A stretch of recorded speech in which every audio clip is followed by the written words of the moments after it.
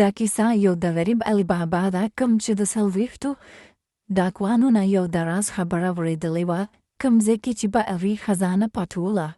راځئ چې دا کیسه ورته شروع کړو. ډیره د پخوا خبره ده چې یو غریب علي بابا به کوم چې له کړهاره و هغه به خپل وړوک شانتي کلي کې اوسېده. هغه به د شپې او د ورځې محنت کو خو بیا به هم هغه دونه پیسې وګټلې کوم کې به دی او بچي به ډیره په ګرانه ګزاره کوله. او هغه د هغه په زړه یو ارمان و چې به زه خپلو بچیو او ښځې له یو ارامدی زندګي ورکړمه او د چا لاسو ته یې محتاجه نه کړمه. د هغه خپل بچي ډېر زیات خوښ وو. همدې کلي کې د ده یو مشر ورور اوسېده د چا نوم چې قاسم و. هغه بې حده مالداره وه خو ډېر غټ لالچي انسان و.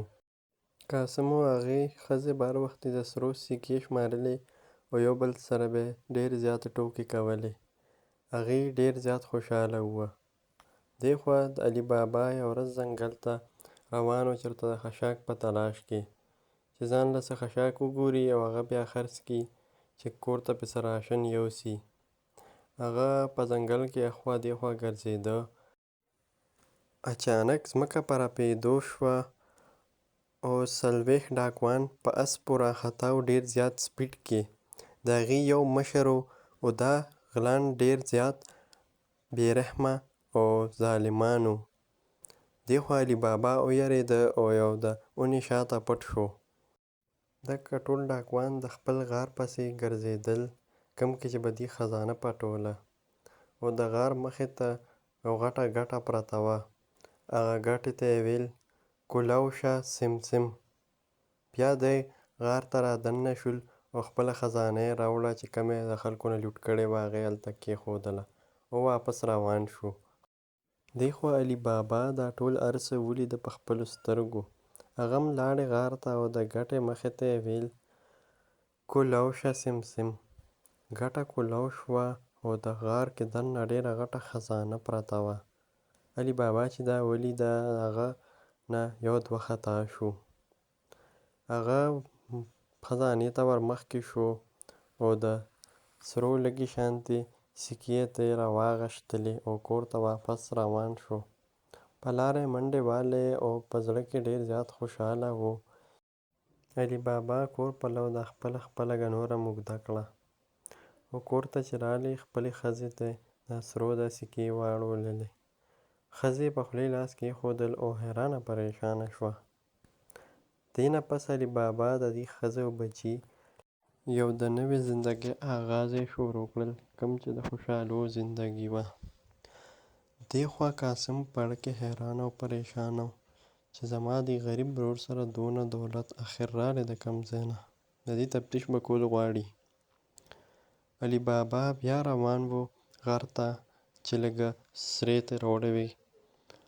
هغه چې لاړې خزانه یې ولیدله بیا او لږ ګوتې ګیتې بلا سره راواغشتل.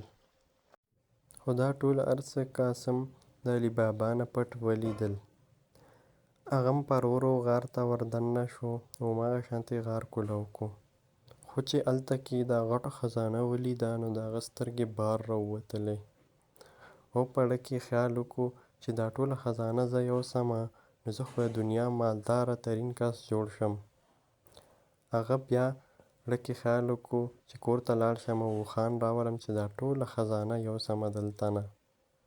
خو په ډېر زیات لالچ کې د هغه نه د بار وتو پاسوه ډېر شو څنګه چې هغه دننه راغلی و. او ذهن یې کار نه کول چې زه اوس بار څنګه وځم. دې خوا هغه پریشانه ولاړ و خو د هغه 40 ډاکوان پې د پاسه نه رالل او علي بابا یې رونیوله او هغه یې بلې دنیا ته ورسول په والو والو. بیا دغه 40 ډاکوان علي بابا پسې شو چې هغه هم رونیسو او د خپل ورور خواله یې ورسو. هغې ډېره په تیزو سره د علي بابا کور پلو روان وو او هلته کې د علي بابا کور پسې ګرځېدله. خو دا ټول هر څه د علي بابا ښځې ولیدل او په اړه کې ډېره پریشانه شوه.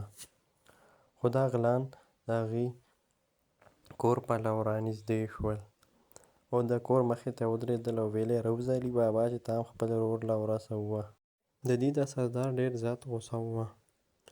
دې خوا علي بابا ښځې سوچ کول چې زه څه وکړمه چې دا غلان دلته نه وتښتي.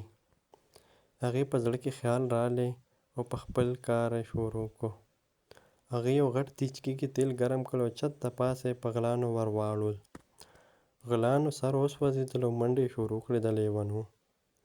هغې په اسپو وختل او واپس وتښتېدل او بیا چرته هم دې خوا رانهلل ځکه چې سرونه یې سوځېدلي وه.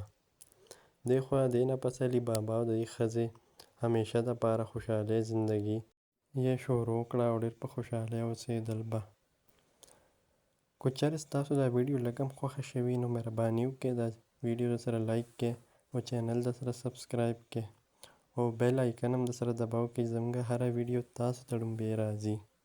الله پامان.